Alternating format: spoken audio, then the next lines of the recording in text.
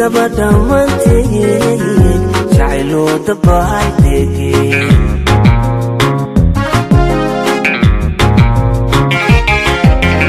waa habeen dareenno dafaa dunidaba dhammaanteed jacayloo dabaaldegeen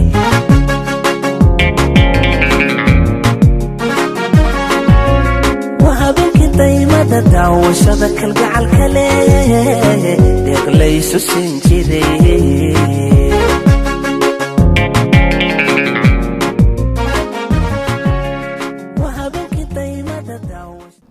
Assalamu alaikum. My name is Dilawar. I'm calling from the Fairway Pavilion. Welcome to our venue. We have become associated with the Somali community for the last 30 years.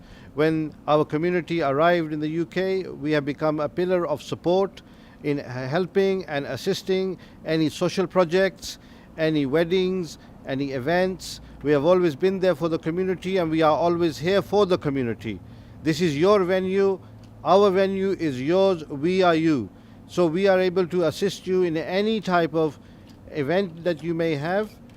We have versatile facilities here. We provide fantastic Somali traditional food with our Somali chefs.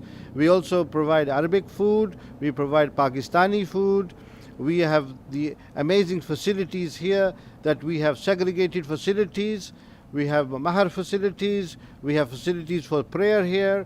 And we are able to afford any type of services that you may require. One main thing is, as we are a 50-year-old company, we are able to beat anybody's price. We will give you the best and we will charge you the least.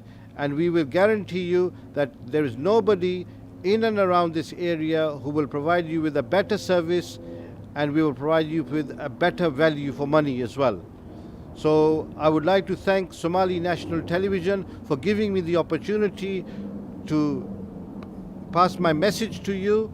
And I pray for you and Jazakumullah khair, and I wish you the very best, and please contact me and I will provide you with the best.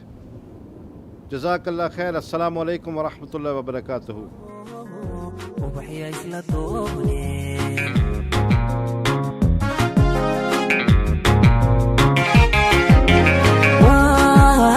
habeen doorto dawadagta cashaqa ay daafureno ubaxya isla dooneen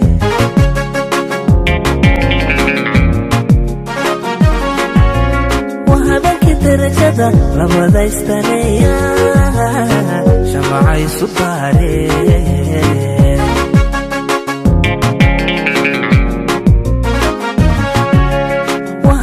darajada labada istaneeya shamacay subaareen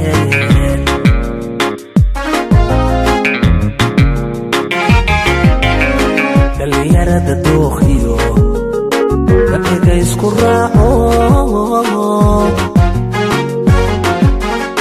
malxadiyo damashaad makuwada dekayna makuwada dekayna makuwada dekayna makuwada dekayna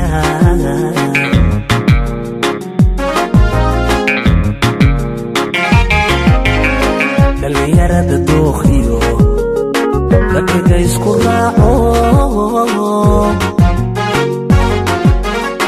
malxadiyo damashaad makuwada dekayna makuwada dekayna makuwada dekayna makuwada dekayna makuwada dekayna makuwada dekayna.